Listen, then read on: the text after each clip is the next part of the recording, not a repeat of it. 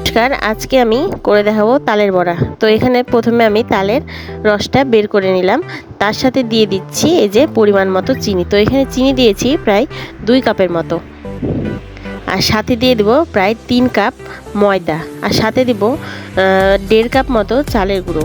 তো এখানে চালের গুঁড়ো বদলে সুজি দেওয়া যায়, আর এখানে যদি অনেকে মনে করে যে 2-1টা পাকা কলা দেবে তাও দেওয়া যায়।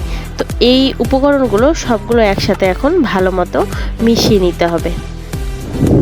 আর সাথে দিয়ে দেবো সামান্য 1 চিমটি পরিমাণে বেকিং সোডা।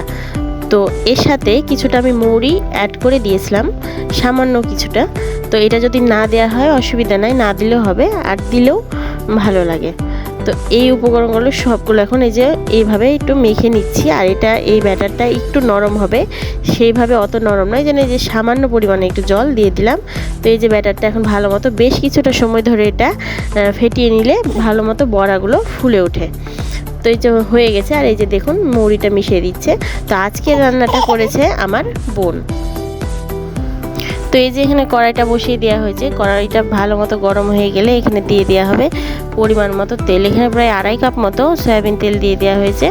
আর তেলটা গরম হয়ে গেলে এখানে একে একে বড়া শেপে দিয়ে বড়াগুলো ভেজে নিতে হবে।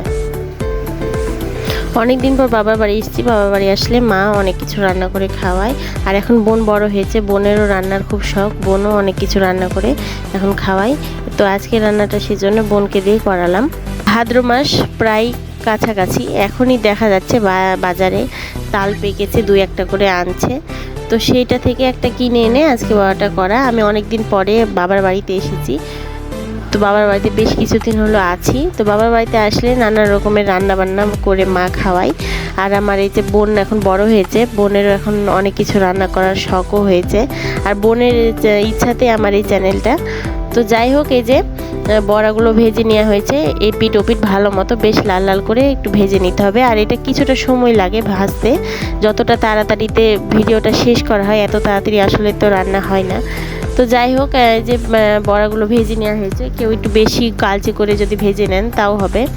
তো এই বড়াগুলো ভাজা হয়ে গেল, এখন এটা আমি একে একে তুলে নিচ্ছি। 2বার দিয়াতেই হয়ে গেছে, কারণ তেলটা পরিমাণে বেশি দিয়েছিলাম, ওই জন্য বেশি সময় লাগেনি ভাজতে। এই যে দেখুন কেমন হয়েছে। এতক্ষণ সাথে থাকার জন্য অসংখ্য ধন্যবাদ। আমার ভিডিওটি কেমন লাগলো অবশ্যই জানাবেন। সবাইকে ধন্যবাদ।